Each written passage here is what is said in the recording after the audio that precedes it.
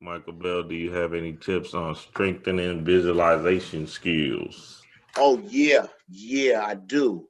Um, it's all your imagination. Now, a lot of people, uh, when we were kids, we had strong imaginations. We lost it. For some people, like me, I never stopped daydreaming. Uh, when I read books, and I was surprised to find out from other people, when I read books, I see the book in my head. I build a world. I don't care if I'm reading something about electricity.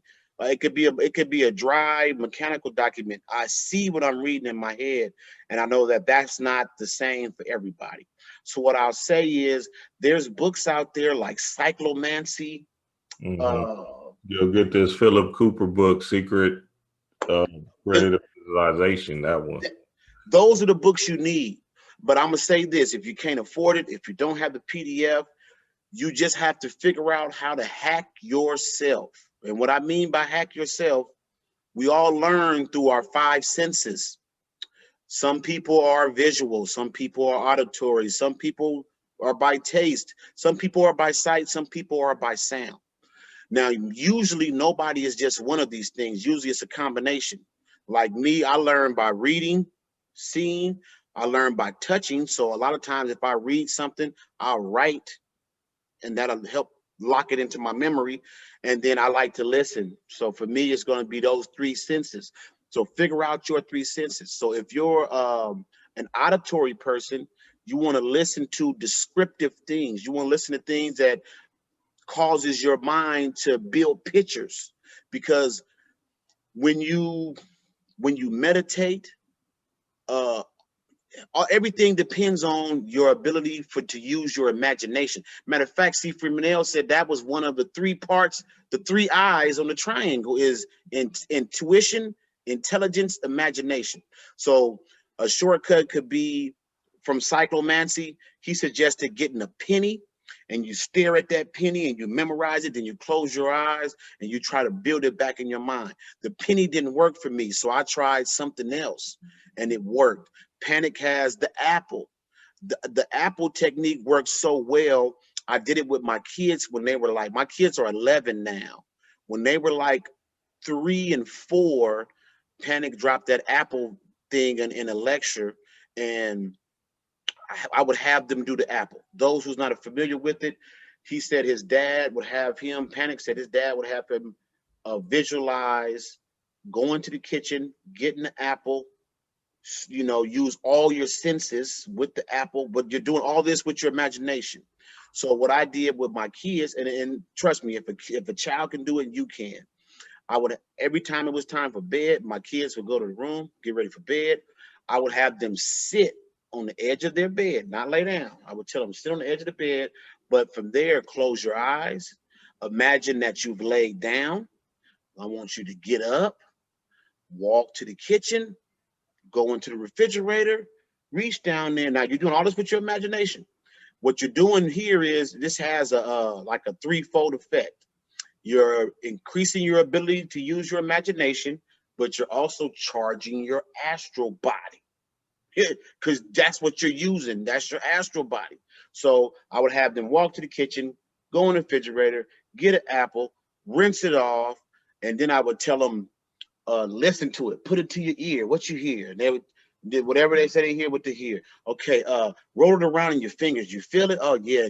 I would get them to use all their senses. Take a big bite.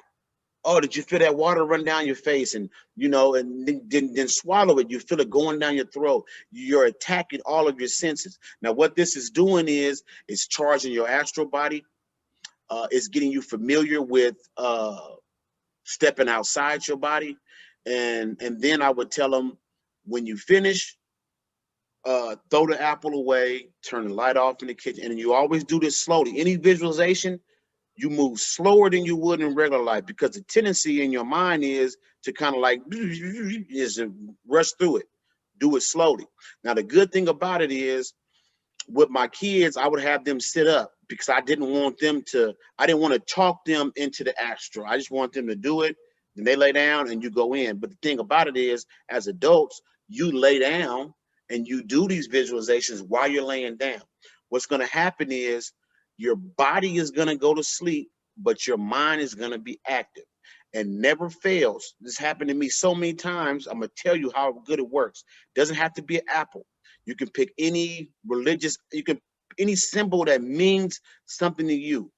I've done this technique and realized, oh shit, I'm astral projecting. I'm outside my body, because your physical bodies went to sleep and now you just up walking around your house. Or, you know, I used to visualize the tree of life and all the Sephiroth, and I'd be staring up at it and I'd be amazed and doing this, and it would be planets where Tifereth is, it would be the actual sun, and I'd be looking, and next thing you know, you outside your body. You've left your body.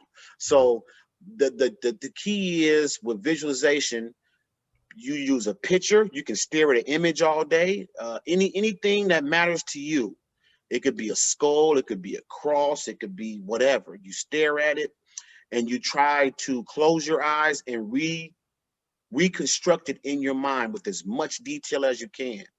And what this does is it strengthens your ability to use your imagination.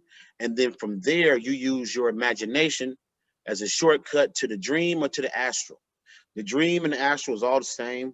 Don't think that it's just lower. It's like the dream is the lower layer, more unconscious, where you're just watching things happen.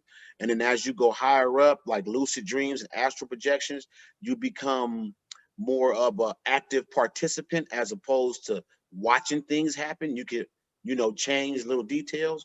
But that's the best way to strengthen it, is to pick an object, whether you print it out, and even if you work every day. So I don't want to hear that excuse. I'm Tommy from Martin. I ain't got no job, but I got a job. I used to print out pictures. Actually, what I did, I turned my desk at work into an altar. I took pictures, printed them out, I laminated them, taped them to my desk, and I would stare at these images all day and recreate them in my mind.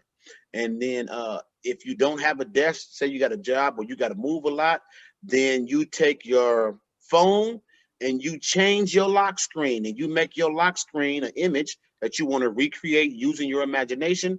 And every chance you get, you stare at that, and then you daydream and you rebuild it in your mind. So yeah, that's about the best way I can think of.